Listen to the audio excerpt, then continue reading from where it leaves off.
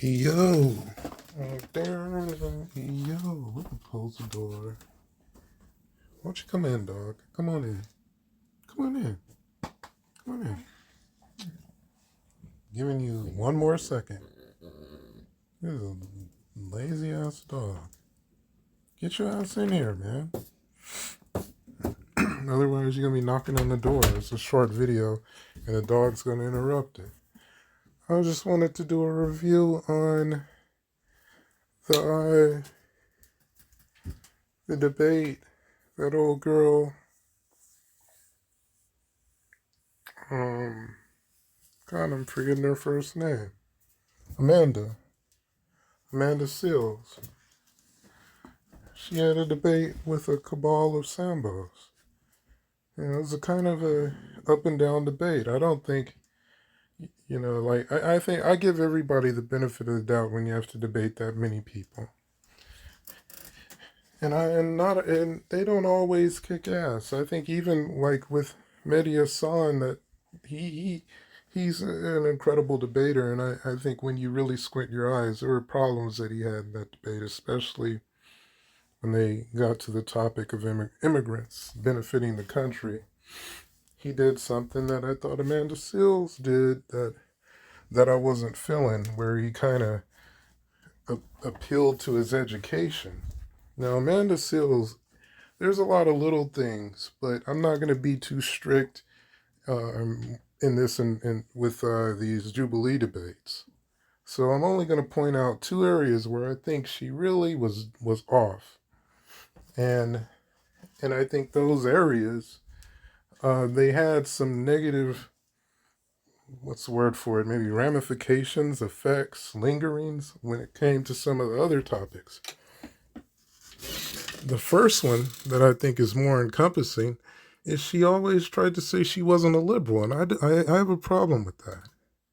I have a problem with that because I think, in a sense, we got to take liberal back. You know, I don't see any other ideology that is better suited for responsible government than common sense liberalism. Now, you can divorce yourself from stupid liberals, like in my state, we had this woman who was supposed to be in charge of the homelessness in Seattle, King County at large. She was supposed to be in charge of homelessness, and for some reason, she got fired for it. She thought it was a good idea to have a titty dance with like some fat black transsexual. And I'm talking like with nothing covering the transsexual's breasts. And that's even hard to say, but like I think maybe a star sticker or something on the nipples. Like, it was totally inappropriate. What the hell made them think it was a good idea? And they had all kinds of what's that? Go back and learn that Pan-African symbol, and it's a symbol I respect. God, let me. I remember I did a video on this. This was a while ago. The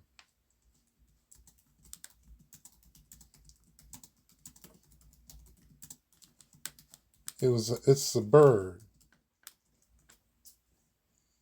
Yeah, it's a Sankofa bird. They had the Sankofa bird, so they had all of this like performative black shit, and then they get a black transsexual to dance for everybody.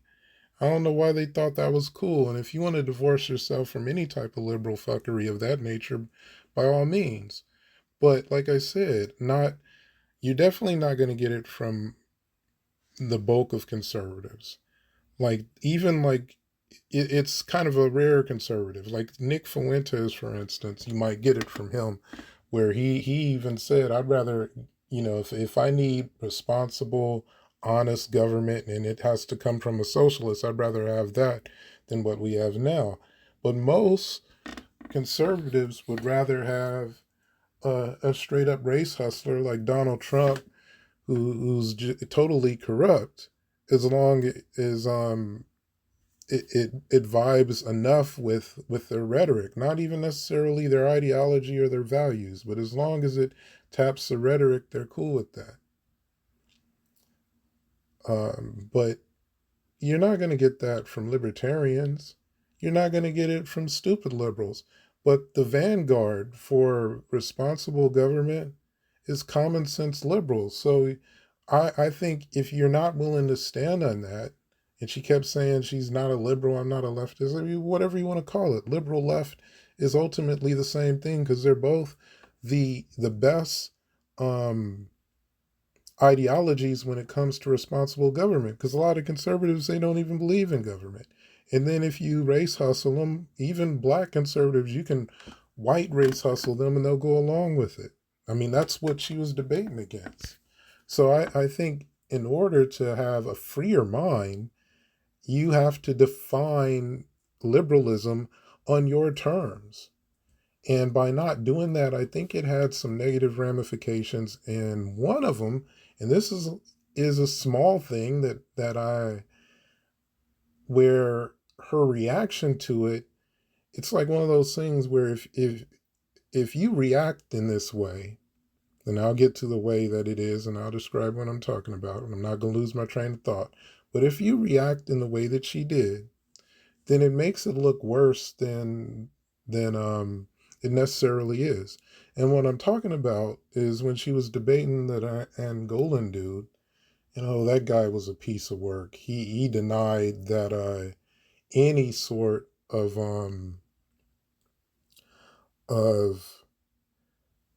slave raiding and slave kidnapping existed. Now the irony there is he's Angolan, and the main people who were raided instead of purchased were Angolans. They were raided by the Portuguese frequently before there was any consistent way that you could like buy people. They created a market through raids. And they were like, whoa, whoa, you guys are wasting all this money. We ain't cool with these people. We'll just jack them for you. And then these people weren't necessarily the ancestors of Black Americans because these people, they were more likely to go to South America. They became a lot of the Black Brazilians.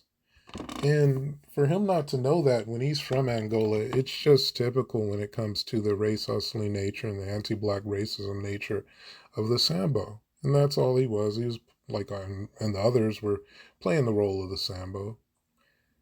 So that was an issue. But the issue that I was talking about a second ago when it comes to Amanda Seales kind of shooting herself in the foot was when they were discussing whether or not race uh, is a creation.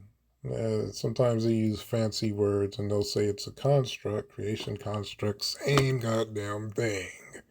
And I think a lot of the times when people are like hung up on words and descriptions that are outside of their own words, it's like when people call ADOS xenophobic. When they're using words that they don't typically use, it's because they're going by teachings instead of just straight up this is what it is. And the reality, and she also, and this is where she shot herself in the foot, she went to, well, I'm educated on this. And, I'm like, it doesn't matter if you went to college to learn this or not. It just is. And the reason why you can tell that race is a construct is nobody is ever born with anything that says this is what race I am. So the guy was arguing, the Angolan Samboic dude, he was arguing that it's biological. And sure, anything can be biological, but if it's arbitrarily selected, then it's a construct. Like I could base race on the way somebody's feet stink. Some people might have funkier feet and it crosses racial lines. You could base race on like genetic ancestry, but you have some Khoisan that are more related to some people who are outside of Africa than they are to other Khoisan. It depends on the tribe. And they're so diverse that, and it depends on who you last had sex with outside of your tribe. Now, if you go and you have sex with people who are on their way outside of Africa, and then you go move over to this part of the land, and then another Khoisan moves to this part of the land, and they haven't had sex with each other in a long time, but they've had sex with people who left Africa more recently. So that's who they're more related to by most ancestry test standards. Depends on what you're testing. Sometimes. It could be everything. What I'm saying is you can't necessarily base anything on genetics, and well, you can, but it's going to be opinion. You're going to say, okay, this person is this race based on genetics, this person is this race based on how tall they are, this person, and the guy mentioned skin color, and I'm like, dude, this guy, he's brown skin. There's a lot of people his color who aren't considered black. There's people who are albino or white as hell who are considered black. So it's arbitrary. It's not necessarily based on melanin content. And you got people who are jet black in certain regions and they say, well, they're not African enough, or they left Africa too long ago and we want to keep African black. And they say they're black, even though they're not black, even though they are dark skinned and closer to black than people who are not black. And then you have people who are far removed from Africa, but for whatever reason, the first people that saw them said, hey, you know what? They're like the Guineas over in Africa. We'll call them New Guineas. And they're black. And then people say, oh, no, they're far away from Africa. They're not black. Oh, but those people right there, they live in the forest and they kind of do some African stuff. They're Negritos and they're pygmies and they're this and that. And it's all opinion, because that's what a construct is. It's like I get together, I agree, you agree, we agree, this is what it is. And for a second, she even named the person who created race, and I don't know if you can put it on one person. I was interested to see her go deeper into that, but at least she would have been speaking from more of a factual standpoint and not just saying, hey, look, I learned this stuff in school, this is what it is. No, it's not. It is what it is based on what you learned in school. It is what it is because they're just like, that's how it's created. Like, it's created. Like, nobody is born with a label. So, and for a while she started mentioning that some people don't consider themselves a race that was labeled, given to them or whatever. And another example is some people draw up North Africa to include the Sudan, and you got some of the blackest people in the world in the Sudan, and then America will come and say, hey, and they'll say this like with Mustafa Hefni, an Egyptian. They'll say, hey, you know what? North Africans are white. MENA are white. And this goes back to they started calling MENA white, even though you got a lot of Middle Easterners who are darker than black Americans. But then they made them white because they wanted to whitewash the people who are related to Jesus. This is totally arbitrary in opinion. And I think if she had reframed the conversation, okay, I am the face of what liberalism is supposed to be. Not this crazy stuff that 42 Tribes is talking about that happened in Seattle. Not these feckless Democrats. Not a lot of the negative stuff that liberalism is. I am the vanguard. I am what you need to have any type of, what was the word? Responsible government. Nobody is more, I guess I would say nobody values responsible government more than your standard liberal. And like I said, it doesn't mean that she needs to go along with the Democratic Party. I have no problem with her saying that she's not a Democrat. Although if it was me, I would say I wouldn't have a problem with them categorizing me as a disgruntled Democrat, and I would talk about why I don't like them. But I would say, hey, I need the Democratic Party to act right, and I'll be a happy Democrat. Somebody has to be a Democrat. I think, God, who's that dude?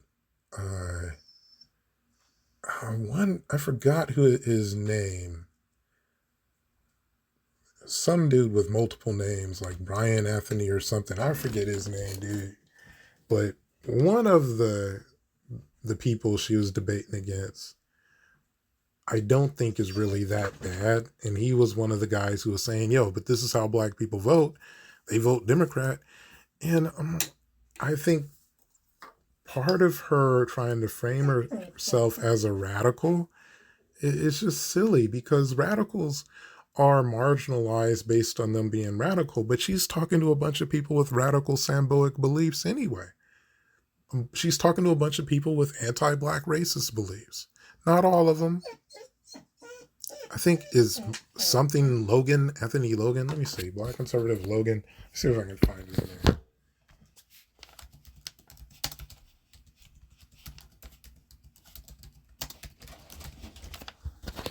Take him. Yeah, Anthony Brian Logan. Out of all the people that she was debating against, he was the one that I thought was the most sensible. And that I've known to be the most sensible. He's kind of backed off of being, I would say he's the one that I wouldn't call radical, more solution oriented. But even he was using the whole argument that reparations is dangled by the Democrats as something, and they don't plan on doing it. And I thought she could have came back and said, well, hey, look, Republicans implemented reparations and it was sabotaged by Democrats. Why don't they do it? And then make the argument from that standpoint. If you want to get the black vote, if black people are voting too heavily Democrat, then why don't you start a 40 acres Republican wing, a pro reparations Republican wing, and push Republicans to do it, since Democrats have no intention and they're just faking. Like, why not do that? So that's pretty much it. Short video, 16 minutes. I thought Amanda Seales, all in all, did okay. I don't think she was great. I don't think her weaknesses were big, but it was the type of weaknesses where it reverberates and it interferes with anything else she's trying to do. Any other argument that might have been better overall. And also, like, if you're going